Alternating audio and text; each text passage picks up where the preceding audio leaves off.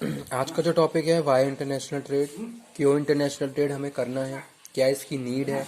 ठीक है, तो वो ये टॉपिक आज हम डिस्कस करने जा रहे हैं इंटरनेशनल ट्रेड में। और ये क्वेश्चन भी, जैसा कि मैंने आपको कुछ इंपॉर्टेंट क्वेश्चन बताए थे, उसके हिसाब से ये क्वेश्चन भी एग्जाम के पॉइंट ऑफ व्यू से इम्पॉर्टेंट है कि क्या नीड है इंटरनेशनल ट्रेड की, क्यों कंट्रीज इंटरनेशनल ट्रेड में इन्वॉल्व हो रही हैं या होती हैं, क्या उसके पीछे रीजंस होते हैं। ठीक है, तो वो हम बात कर रहे हैं किसमें, इंटरनेशनल बिजनेस की और इंटरनेशनल ट्रेड की। चलिए स्टार्ट करते हैं आज का लेक्चर। यहाँ पे मैंने कुछ 5 पॉइंट्स लिखे हैं जो ये शो कर रहे हैं और ये प्रूव भी कर रहे हैं कि हाँ, इंटरनेशनल ट्रेड की ये ज़रूरत है, इस वजह से इंटरनेशनल ट्रेड, इंटरनेशनल बिजनेस होता है। ठीक है, तो चलिए स्टार्ट करते हैं। Some countries produce more than they need, while other cannot produce enough to meet their requirements. अब यहाँ पे हम बात करें अलग अलग कंट्रीज की।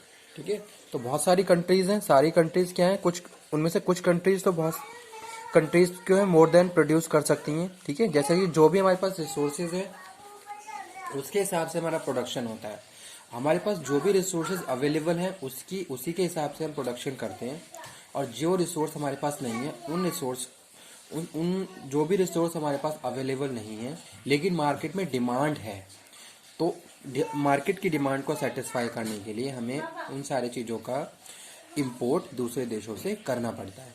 तो पहला पॉइंट यही, some countries produce more than they need. कुछ कंट्रीज तो ऐसी हैं जो नीड से ज़्यादा प्रोड्यूस कर रही हैं लेकिन कुछ नहीं कर पा रही हैं। तो उसके पीछे क्या रीज़न है, स्केर्सिटी ऑफ रिसोर्सेज, यानी कि प्रॉपरली क्वांटिटी में हमारे पास रिसोर्स अवेलेबल जो नहीं होते हैं, उन गुड्स को हमें दूसरे देशों से इंपोर्ट करना पड़ता है। ठीक है, और जो हमारे पास एक्सेस क्वांटिटी में है, हम उसको, उन गुड्स को उन देशों को एक्सपोर्ट कर रहे हैं जहां इन सारे रिसोर्स की स्केर्सिटी है। ठीक है, तो वो यहाँ इस तरीके से हम बात कर रहे हैं why international trade. This is the first reason to follow the international trade. ठीक है, some countries produce more than they need and while other can not produce enough to meet their requirement.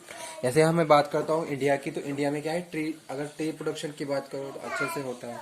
ठीक है, जैसे India में हमें बात करूँ wheat की, तो अच्छे से प्रोडक्शन हो रहा है। लेकिन कुछ ऐसे देश हैं जहाँ इन सारी चीज़ों का प्रोडक्शन अच्छे से नहीं होता है। ठीक है, वो अपनी नीड को सेटिस्फाई नहीं कर पा रहे हैं। तो इसी तरीके से एक्सपोर्ट इम्पोर्ट की प्रैक्टिसेस, जो भी प्रैक्टिसेस हैं वो फॉलो होती हैं। जहाँ भी जिस रिसोर्स की स्केर्सिटी है, वो सारी चीज़ें वो दूसरे देशों से इम्पोर्ट करते हैं, और जो एक्सेस क्वांटिटी में उनको दूसरे देशों में भेजते हैं जहाँ स्केर्सिटी होती है। ठीक है, जैसे यहाँ पे लिखा हुआ है, Uganda has more coffee and cotton but can not produce enough wheat और सॉल्ट। ठीक है, एक कंट्री का नाम लिखा हुआ है। यहाँ पे क्या है, ये बहुत अच्छे से कॉफ़ी और कॉटन को प्रोड्यूस कर रहे हैं, लेकिन व्हीट और सॉल्ट, इन सारी चीज़ों की यहाँ पे स्केर्सिटी है। अब एक्सपोर्ट तो कर सकते हैं लेकिन इम्पोर्ट, इन सारी चीज़ों के लिए उन्हें इम्पोर्ट भी करना होगा। ठीक है, ताकि जो उनकी नीड है उसको सेटिस्फाई कर सकें। ऐसी सेकेंड पॉइंट लिखा हुआ है, difference in nature, soil, climate, and force countries to specialize in things they can produce within their boundaries and buy from other countries what they can't produce. अब यहाँ पे हम बात करें किसी भी कंट्री की, तो सबका क्लाइमेट अलग है, सबका जो एनवायरमेंटल जो फैक्टर है वो सबका अलग अलग है। कहीं का एनवायरनमेंट कैसा है, कहीं का क्लाइमेट कैसा है, तो उसी हिसाब से कहाँ पे सॉइल की फर्टिलिटी ज़्यादा है, कहाँ पे सॉइल की फर्टिलिटी कम है, ये सारी चीज़ें भी क्या करती हैं, वेरी करती हैं प्रोडक्शन के लिए। ठीक है, अब जहाँ पे बहुत अच्छे से प्रोडक्शन हो पा रहा है, यानी कि एग्रीकल्चर बहुत ज़्यादा स्ट्रॉन्ग है, प्रॉपरली फर्टाइल सॉइल है, बहुत सारे ऐसे एनवायरमेंटल, मतलब कि प्रॉपरली क्लाइमेट है, जो भी एग्रीकल्चर का जो प्रोसेस होता है उसके हिसाब से एनवायरनमेंट प्रॉपरली चेंज होता रहता है, और हम प्रॉपरली प्रोड्यूस कर पाते हैं, जो भी हमारे नीड्स हैं उनके हिसाब से जो भी गुड्स हैं वो प्रोड्यूस कर पाते हैं। तो कहीं ना कहीं ये सारी चीज़ें भी क्या हैं, एज अ फैक्ट का काम करती हैं किसमें, इंटरनेशनल ट्रेड में। ठीक है, अब जिन चीज़ों को हम प्रॉपरली अच्छे से प्रोड्यूस कर पाते हैं, उन सारी चीज़ों को उन देशों में भेजते हैं जहाँ पे प्रॉपरली क्लाइमेट नहीं रहता, एग्रीकल्चर प्रॉपरली नहीं हो पाता है। ठीक है, तो वो यहाँ पे हम बात कर रहे हैं डिफरेंस इन नेचर, सॉइल और क्लाइमेट। अब कभी कुछ ऐसे देश हैं जहाँ प्रॉपरली एग्रीकल्चर नहीं है, ठीक है, बहुत सारी ऐसी चीज़ें हैं जो उन्हें दूसरे देशों से इंपोर्ट करनी पड़ती हैं, तो वो एक कारण हो सकता है किसका, इंटरनेशनल ट्रेड का। उसके बाद नेक्स्ट लिखा हुआ है climate and other conditions they may be suitable the cost of production way too high. ठीक है, अब वही हम बात कर रहे हैं क्लाइमेट और अदर कंडीशंस की, जो सुटेबिलिटी के हिसाब से होती हैं या नहीं होती हैं, तो वो यहाँ पे हम बात कर रहे हैं प्रोडक्शन के हिसाब से। नेक्स्ट लिखा हुआ है difference in culture and skills, some countries group of people special skills and capacity develop produce certain commodities. Japan is skilled in production of motor vehicles. Switzerland is well known for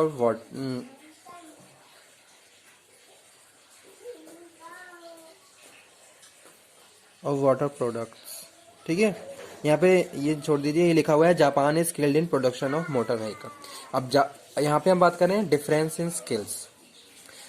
अलग अलग देश हैं, सबके पास अलग अलग, जो बात करें हम ह्यूमन रिसोर्स की, तो कहाँ पे कितने स्किल्ड वर्कर हैं, यानी कि उन सारी चीज़ों को भी हम यहाँ पे हम काउंट करते हैं किसमें, इंटरनेशनल ट्रेड में। कहाँ पे स्किल्ड वर्कर्स हैं और कहाँ पे हम बहुत अच्छे से हम प्रोडक्शन कर सकते हैं। जैसे यहाँ पे हम बात करें इंडिया से इंजीनियर अदर जो हमारे दूसरे देश है वहाँ पे जाते हैं, वहाँ पे अपनी सर्विसेज दे रहे हैं। तो जो कल्चरल डिफरेंस है, ठीक है, और जो स्किल्स रिक्वायरमेंट्स हैं, वो चीज़ें भी प्रूव कर रही हैं कि international trade, Y international trade, तो उस चीज़ को प्रॉपरली आंसर कर रही हैं, रिप्लाई कर रही हैं कि this is the reason to emerge in the international trade.